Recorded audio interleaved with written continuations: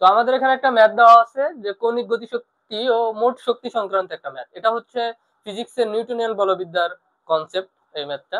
তো এই ম্যাথটা হচ্ছে আমাদের ভার্সিটি অ্যাডমিশনে আসছিল। তো শুরুতে একটু তোমাদেরকে কথা বলি, সেটা হচ্ছে যে আমাদের সেকেন্ড টাইম অ্যাডমিশন ব্যাচ, তোমরা যারা আছো তাদেরকে ভর্তি চলতেছে আমাদের ব্যাচে। তো আমাদের ব্যাচে অলরেডি বেশ কয়েকজন সেকেন্ড টাইমের অ্যাডমিশন ক্যান্ডিডেট যুক্ত হয়েছে, যারা বিগত বছরে হচ্ছে আশানুরূপ ফল করতে পারে নাই, বিগত বছরে তাদের পছন্দ মতো ইউনিভার্সিটি পায় নাই।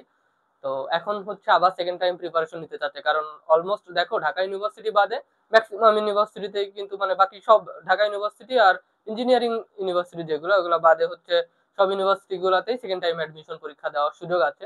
তো তোমরা যারা আমাদের সাথে প্রিপারেশন নিতে চাও, আমি আর আমার বন্ধু আছে মিঠুন, দুইজন আমরা একসাথে ভার্সিটি অ্যাডমিশনে কোচিং করাই। তো বিগত বছরগুলোতে কিন্তু আমাদের কাছ থেকে বেশ ভালো পরিমাণ স্টুডেন্ট হচ্ছে চান্স পাইছে। তো এবার আমরা হচ্ছে খুব বেশি স্টুডেন্ট নিয়ে কাজ করি না, তো আমরা ওইভাবে আসলে মার্কেটিং করার সুযোগ পাই না, আমাদের নিজেদের পড়াশোনা আছে এইসব ভেবে। তো তারপরেও তোমরা যারা যুক্ত হইতে চাও, তোমরা বিভিন্ন অলরেডি বিভিন্ন কোচিং করে ফেলছো, তুমি হয়তো ওইভাবে কেয়ার পাও নাই, অলমোস্ট সব জায়গায় কিন্তু সেম কন্টেন্টই পড়ানো হয়, বাট তুমি হয়তো ওইভাবে কেয়ার পাও নাই। তো তোমাদেরকে কেয়ার দেওয়ার জন্যই আসলে আমরা আসছি, তোমার যে যে কনসেপ্টে প্রবলেম, যে যে টপিকসে প্রবলেম, সেটা ধরে ধরে আমরা তোমাদেরকে সুন্দর করে বুঝাই দিব। তো আর দেরি না করে তাই দ্রুত জয়েন হয়ে যাও আমাদের সাথে, ঠিক আছে? আর কিভাবে ক্লাসগুলো করবা, আমরা জুমে লাইভে লাইভে তোমাদের সাথে ক্লাস নিব, এই যে বোর্ডে তোমরা যাতে আমাদের সাথে সরাসরি কানেক্ট থাকতে পারো, এবং আমরা সার্বক্ষণিক তোমাদের প্রবলেম গুলো সলভ করে দিব। তোমাদের যে যে প্রবলেম আছে তোমরা আমাদের গ্রুপে দিবা, গ্রুপে আমরা তোমাদের প্রবলেম গুলো সলভ করে দিব। তো দেরি না করে দ্রুত জয়েন হয়ে যাও। হোয়াটসঅ্যাপ নাম্বার দেওয়া থাকবে এখানে, অবশ্যই নক করবা, হ্যাঁ? তো দেখো এই ম্যাথটা একটা ম্যাথ দেওয়া আছে আমাদের। একটি সিলিন্ডারের ভর 50 কেজি এবং ব্যাসার্ধ হচ্ছে 0.20 মিটার। সিলিন্ডারটি অক্ষের সাপেক্ষে এর জড়তার ভ্রামক এত।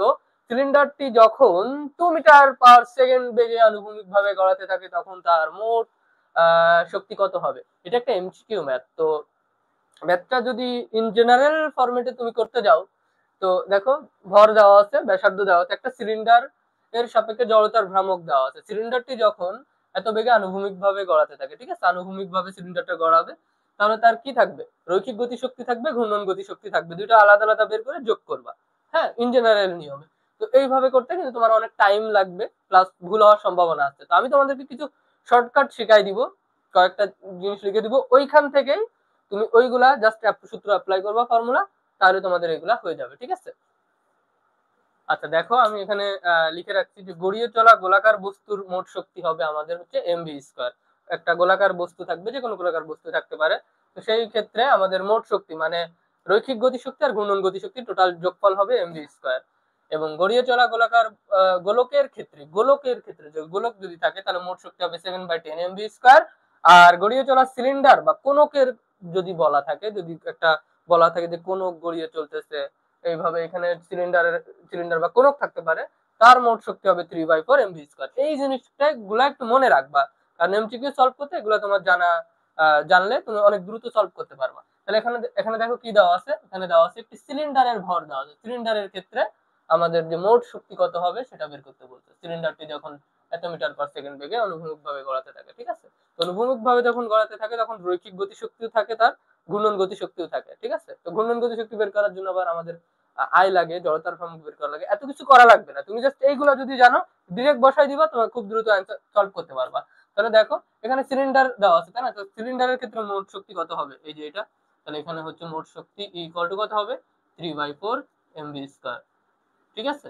3/4। এই জাস্ট এই তিনটা একটু মনে রাখবা। এম কত দেওয়া আছে? 50 কেজি। 50 কেজি ভর। সিলিন্ডারটি কত মিটার পার সেকেন্ড বেগে? 2 মিটার পার সেকেন্ড বেগে যাচ্ছে, তাহলে 2²। বোঝা গেল? জাস্ট এইটুকু মনে রাখলেই মানে এটা ক্যালকুলেট করলেই তোমার হয়ে যাবে। এখানে যে জড়তার ভ্রামক আছে দেখো, এটা কাজে লাগতেছে না। তারপরে ব্যাসার্ধ দেওয়া আছে, এটা তোমার কাজে লাগতেছে না এই ফর্মুলায়, ঠিক আছে? তাহলে দেখো কত দ্রুত সলভ করতে পারতেছে। তাহলে এখান থেকে এটা 4, এটা কাটাকাটি, 3×5 = 15, 150 জুল। তাহলে অ্যান্সার হবে এটা, ঠিক আছে? খুবই সহজ না? তো তোমরা যারা এরকম শর্টকাট শিখতে চাও, প্লাস একদম কম্প্যাক্ট একটা প্রিপারেশন নিতে চাও ভার্সিটি অ্যাডমিশনে, ফিজিক্স, কেমিস্ট্রি, ম্যাথ, বায়োলজি, তারা আমাদের সাথে দ্রুত যোগাযোগ করো, হ্যাঁ?